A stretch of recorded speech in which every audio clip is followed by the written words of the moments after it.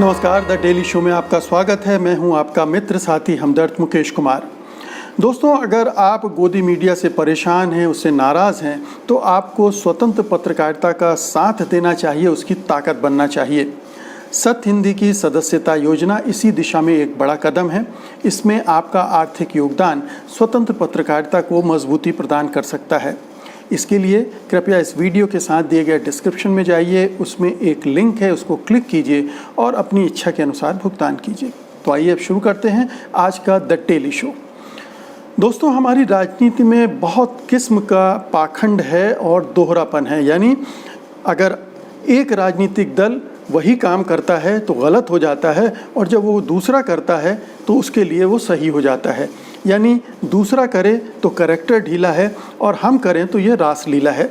ये एक डाइकोटोमी, एक विरोधाभास और एक पाखंड आपको भारतीय राजनीति में लगातार देखने को मिलता है।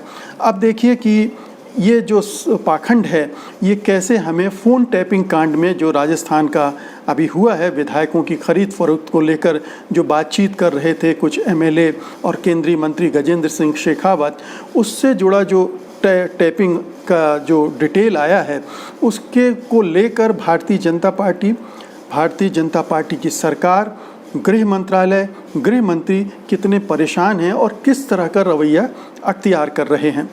आप देखिए कि गृह मंत्री अमित शाह ने राजस्थान सरकार से इस फ़ोन टैपिंग के मामले की पूरी रिपोर्ट मांग ली है कि आप बताइए कि आपने ये फ़ोन टैपिंग की है या नहीं की है, तो उसके लिए जो तय नियम हैं उनका पालन हुआ है कि नहीं। तो एक तरफ तो ये है। इसके पहले बीजेपी के प्रवक्ता संबित पात्रा भी प्रेस कॉन्फ्रेंस करके इस पूरे मामले की सीबीआई जांच की मांग कर चुके हैं। सीबीआई जिसे हम कहते हैं कि पिंजरे में बंद तोता है, और भारत सरकार उसका जमकर इस समय इस्तेमाल कर रही। पहले भी होता था, लेकिन इन 6 सालों में इतना बेजा इस्तेमाल, इतनी बेशर्मी के साथ किसी सरकार ने नहीं किया होगा जितना ये राजनीति में कर रही है। तो सीबीआई का जिक्र किया कि सीबीआई जांच करे। इसका मतलब है कि उस जांच को मटिया दिया जाए, वो उससे सच सामने ना आए, क्योंकि उसमें बीजेपी की मट्टी पलीत हो रही है। तो सीबीआई जांच की मांग की और ये कहा कि ये पता चलना चाहिए कि ये जो फ़ोन टैपिंग हुई है असल में ये इल्लीगल है उनके मुताबिक, और इसकी जांच होना चाहिए कि ये नियम के अनुसार हुई है नहीं हुई है।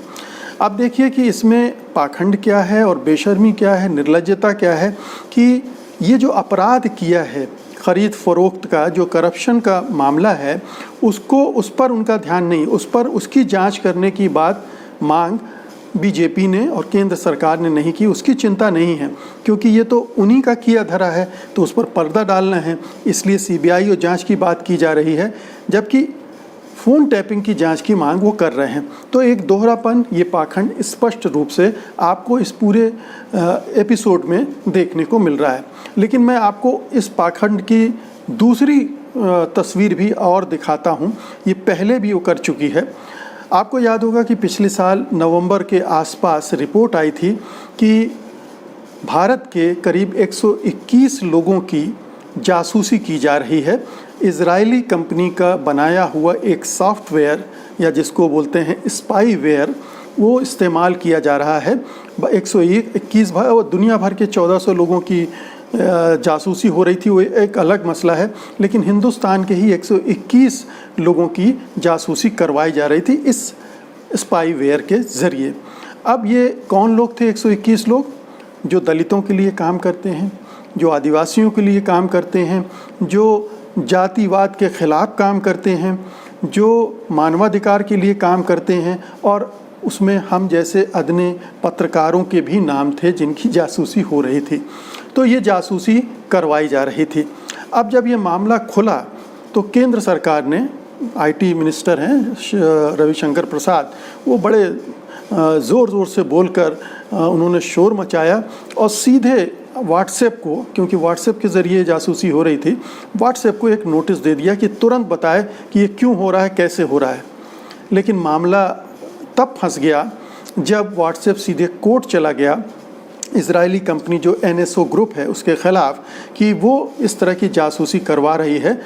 अब जब कोर्ट में मामला गया तो इजरायली कंपनी ने वहाँ जाकर स्पष्ट कर दिया कि ये सॉफ्टवेयर तो हम प्राइवेट कंपनीज़ को बेचते ही नहीं हैं, ये सीधे सिर्फ सरकारी कंपनियों को, सरकारों को बेचा जाता है और ये बेचने के पहले इजराइल की सरकार की अनुमति भी ली जाती है, उसको इत्तला भी दी जाती है। तो दो चीज़ें साफ़ हो गई कि जो इजरायली कंपनी है उसने निश्चित रूप से भारत सरकार को ये स्पाईवेयर बेचा था, और दूसरी बात ये कि इजरायली सरकार को इसकी जानकारी थी, मतलब वहाँ की सरकार भी जानती थी, यहाँ की सरकार भी जानती थी। और उस जाहिर है कि क्योंकि दोनों सरकार के बीच में अभी दोस्ती काफ़ी बढ़ गई है, इसलिए चोरी छुपे मामला तय हुआ और ये जासूसी करवाई जा रही थी। अब जब ये सारा मामला खुलकर सामने आ गया तो सरकार का पाखंड भी खुलकर सामने आ गया कि सरकार बोल कुछ रही थी, दिखा कुछ रही थी, लेकिन दरअसल ये भारतीय लोगों की ही जासूसी करवा रही थी, जो अपने आप में एक बड़ा अपराध माना जाना चाहिए कि आम नागरिकों की अगर जासूसी कोई सरकार करती है तो ये लोकतंत्र विरोधी कदम है और ये प्राइवेसी के राइट का भी उल्लंघन है, जो कि सुप्रीम कोर्ट ने माना है कि हमारा फंडामेंटल राइट है। तो इस तरह से आप देखिए कि ये सरकार कैसे कानूनों का उल्लंघन कर रही थी जासूसी के लिए, और यहाँ अपने जासूसी को वो सही भी ठहरा रही थी। वो संसद में ये बयान दिया गया गृह मंत्रालय के द्वारा, और आईटी मिनिस्टर ने भी कहा कि जो साइबर एक्ट है, साइबर लॉ है, उसमें जो सेक्शन 69 है उसके तहत हमें ये अधिकार प्राप्त है कि हम ये कर सकते हैं। इसका मतलब है कि आपने किया है, आप अब कह रहे हैं क्योंकि आप फंस गए हैं। तो ये जब बातचीत, ये सब मामला साफ हो गया कि ये सरकार जासूसी कर रही थी और करवाई है इसने, और ऐसे लोगों की करवाई जिनकी करवाने की ज़रूरत नहीं थी, इसका मतलब है कि वो राजनीतिक रूप से उसका इस्तेमाल कर रही थी। उनको लग रहा था कि ये उसकी राजनीति के ख़िलाफ़ है, इनको फंसाना है, इनके जो फ़ोन पर बातचीत है उनको रिकॉर्ड करके अपने पास रखना ताकि उनका इस्तेमाल किया जा सके। तो ये सरकार राजनीतिक उद्देश्यों से इस तरह की जासूसी करवा रही थी। अब उसको इस जासूसी पर, जो फ़ोन टैपिंग हुई है राजस्थान में, आपत्ति है, क्योंकि क्यों करवाई गई ये जासूसी या क्यों फ़ोन टैपिंग करवाई गई। अब फ़ोन टैपिंग में क्या निकला है, किनकी सोचने की बात है कि ये फ़ोन टैपिंग किन लोगों की हुई है। उन लोगों की हुई है जो इस तरह की ख़रीद फ़रोख्त में इन्वॉल्व थे, जो ख़रीद फ़रोख्त कर रहे थे, ख़रीद फ़रोख्त की बातचीत हो रही है। और हैरत की बात यह है कि उसमें एक केंद्रीय मंत्री भी इन्वॉल्व है। तो ये आप इसका अनुमान लगा सकते हैं कि केंद्र सरकार, केंद्रीय मंत्री, भारतीय जनता पार्टी और कांग्रेस के कुछ विधायक जो टूटकर उधर जाने वाले थे, जो संख्या न होने की वजह से, न जोड़ पाने की वजह से अब मुसीबत में फंस गए हैं, वो सब मिलकर ये षड्यंत्र रच रहे थे राजस्थान सरकार को गिराने का, और उसके लिए खरीदने फरीदने का ये सारा खेल चल रहा था। संजय जैन भी उसमें शामिल थे, जो कि पावर ब्रोकर हैं, बीजेपी के साथ जुड़े हुए हैं, उनको अरेस्ट भी कर लिया गया है। तो आप देख लीजिए कि ये पूरा जाल अगर नहीं बिछाया जाता राजस्थान सरकार के द्वारा तो ये चीज़ें पकड़ में ही नहीं आती, और यही दिक्कत है बीजेपी की और केंद्र सरकार की कि ये पकड़ में क्यों आ गया। तो ये कष्ट है उनका, लेकिन ये पाखंड भी है राजनीति का कि आप पेगासस का सॉफ्टवेयर खरीदते हैं, अपनी एजेंसियों से जासूसी करवाते हैं, तब आपको कोई दिक्कत महसूस नहीं होती उसके राजनीतिक इस्तेमाल पर। अब अगर कोई राज्य सरकार अपने बचाव के लिए, और अगर ये कहा माना जाए कि लोकतंत्र के भी बचाव के लिए, एक सरकार के बचाव के लिए अगर कुछ लोगों के फ़ोन टैपिंग हो रही है तो वो गलत है उसके नज़रिए से। तो ये अपना एक पाखंड है जिसको हमें ध्यान में रखना चाहिए कि निश्चित रूप से ना तो फ़ोन टैपिंग किसी की होनी चाहिए अनलेस पूरे देश को कोई बड़ा खतरा हो रहा हो, कोई ऐसा आतंकवादी गिरोह काम कर रहा हो, कोई माफिया संगठन काम कर रहा हो, जैसे कि उत्तर प्रदेश में बहुत सारे माफिया संगठन सरकार की देखरेख में चलते रहते हैं, काम करते रहते हैं, उनकी जासूसी वहाँ नहीं करवाई जाती है, उनको संरक्षण दिया जाता है। तो अगर ऐसे मामले हों, वहाँ इसका इस्तेमाल हो तो बात समझ में आती है। लेकिन अगर इस तरह के लोकतंत्र को नुकसान पहुंचाने वाले, संविधान को बदनाम करने वाले कृत्य किए जा रहे हों और उसको पकड़ने के लिए अगर फ़ोन टैपिंग की गई है तो ये तो निश्चित रूप से कहा जा सकता है कि इसको नाजायज़ नहीं कहा जा सकता। हो सकता है कि इसको करने में कुछ कानूनों का उल्लंघन गया हो, क्योंकि अगर कानूनन जाएंगे तो हो सकता है कि जो ये कृत्य करने वाले लोग थे उनको भी खबर लग जाती और वो इस पूरे प्लान को ही चौपट कर देते। तो कहने का मतलब ये है कि जासूसी किसी भी स्तर पर नहीं होना चाहिए, लेकिन हमारी राजनीति का चरित्र ऐसा षड्यंत्रकारी बना दिया गया है कि जिसमें इस तरह की चीज़ें होती हैं और तमाम राजनीतिक दल करते हैं।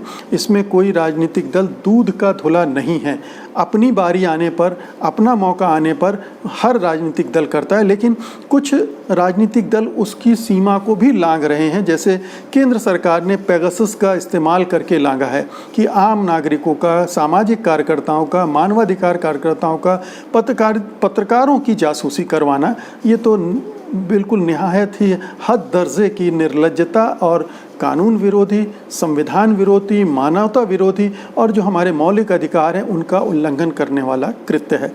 तो इस पूरे घटनाक्रम को अब हमको इस पूरी बड़ी तस्वीर के साथ देखना चाहिए कि ये फ़ोन टैपिंग के मामले को जो बीजेपी उछाल रही है उसके मकसद क्या हैं। पर्दा डालना या पर्दा हटाना, और पर्दा डालना कहाँ डालना है, किस कृत्य पर पर्दा डालना है, किस कृत्य को उजागर करना है। तो ये एक समझ में आने वाली बात है और उम्मीद है कि इस वीडियो से ये जो चीज़ मैंने आपको अंडरलाइन करने की कोशिश की है वो हुई होगी, आपको भी बात समझ में आ रही होगी। तो अगर ऐसा है तो इस वीडियो को लाइक कीजिएगा, शेयर कीजिएगा और सत्यहिंदी.com को सब्सक्राइब ज़रूर कीजिएगा अगर आपने अभी तक नहीं किया है तो। अब मुझे अनुमति दीजिए, कल फिर हाजिर होऊंगा कोई एक नए विषय के साथ, आपसे फिर रूबरू होऊंगा। तब तक के लिए मुझे अनुमति दीजिए। नमस्कार। सत्य हिंदी के और वीडियोस को देखने के लिए हमारे YouTube चैनल को सब्सक्राइब करें और सीधे नोटिफिकेशन पाने के लिए बेल आइकन दबाएं।